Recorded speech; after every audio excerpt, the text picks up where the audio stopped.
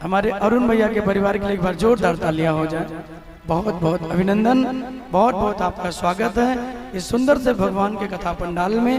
और आपने इतनी सुंदर तुलसी की माला गोविंद के चरणों में चढ़ाई है। भगवान को तुलसी अति प्रिय है और कहते हैं कि तुलसी के बिना गोविंद भोग भी नहीं लगाते मेरे भाई बहन। वैसे हमने ठाकुर जी को चढ़ा रखी है। तुलसी भगवान को इतनी प्रिय है कि तुलसी के बिना भगवान भोग नहीं लगाते। इसलिए कभी भी ठाकुर को भोग लगाइए तो तुलसी अवश्य होनी चाहिए। और तुलसी की बात आई है तो एक बहुत सुंदर प्रसंग है, ध्यान से सुनिएगा। एक व्यक्ति अपने रास्ते से चले जा रहा था और जब वो व्यक्ति अपने रास्तों से पैदल पैदल जा रहा था, बड़ा लंबा रास्ता चलते चलते वो थक गया। एक वृक्ष के नीचे बैठ के थोड़ी सी छांव लेने लगा और थोड़ी देर बाद वहां आराम करके फिर वो आगे बढ़ा। और जब वो दोबारा आगे बढ़ा तो एक और व्यक्ति उससे मिला।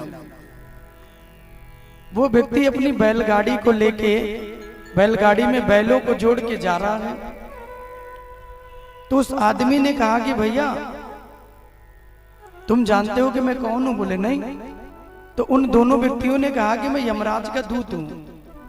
तो वो बैलगाड़ी वाला आदमी डर गया कि भाई यमराज के दूतों से मुझे क्या मतलब। बैलगाड़ी वाले ने कहा प्रभु हमें लेने आए हो, कहीं मुझे मरना तो नहीं है? तो उन दोनों यम के दूतों ने कहा बिल्कुल सही पहचाना, अभी थोड़ी देर में तुम्हारी मृत्यु होने वाली है और हम तुमको लेने के लिए आए हैं। मुझे लेने आए हो? बोले हाँ। कैसे मृत्यु होगी? तो कहा कि अभी आगे एक नाले में तुम्हारे बैल जाके फंस जाएंगे।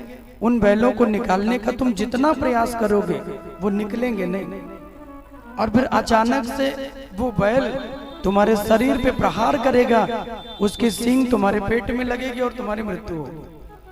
और जब तुम्हारी मृत्यु होगी तो हम तुमको लेके चले जाएंगे। व्यक्ति ने सोचा कि पता नहीं है सच बोल रहे हैं कि झूठ बोल रहे हैं। अपनी बैलगाड़ी को लेके आगे बढ़ा और जब बैलगाड़ी को लेके आगे बढ़ा तो जैसा यम के दूतों ने कहा था आगे जाके गाड़ी वहीं फंस गई। वो व्यक्ति नीचे उतरा, अपनी गाड़ी को निकालने का जितना प्रयास करता है वो गाड़ी उस गड्ढे में उतनी ही फंसती जाती है।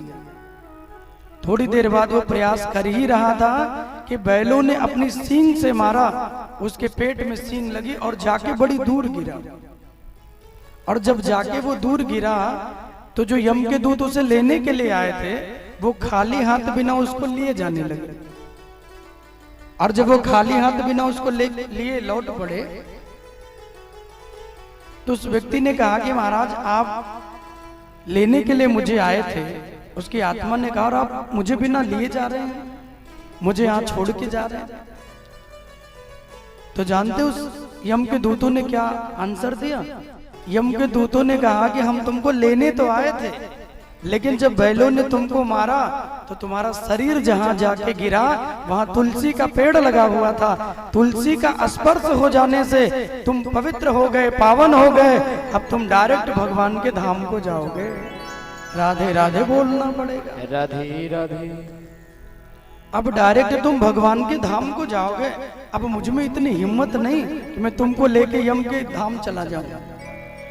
तो जहां तुलसी की इतनी बड़ी महिमा है मेरे भाई बहन कि किसी व्यक्ति के शरीर में तुलसी का स्पर्श हो जाए तो केवल स्पर्श मात्र से ही वो व्यक्ति भगवान के वैकुंठ का अधिकारी बन जाता है।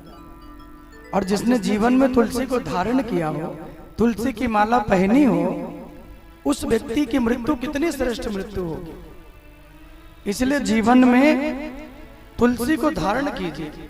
जब कोई व्यक्ति गुरु मंत्र लेता है ना तो तुलसी की ही माला उससे मिलती है पहनने को। तो अगर गुरु मंत्र ले लिया तो बहुत अच्छी बात है, गुरु मंत्र नहीं भी लिए हैं तो उससे पहले भी अपने गले में तुलसी की कंठी लेकर जरूर डाल ले। क्योंकि कहते हैं कि जब तुलसी गले में पड़ी होती है ना तो व्यक्ति झूठ भी कम बोलता है।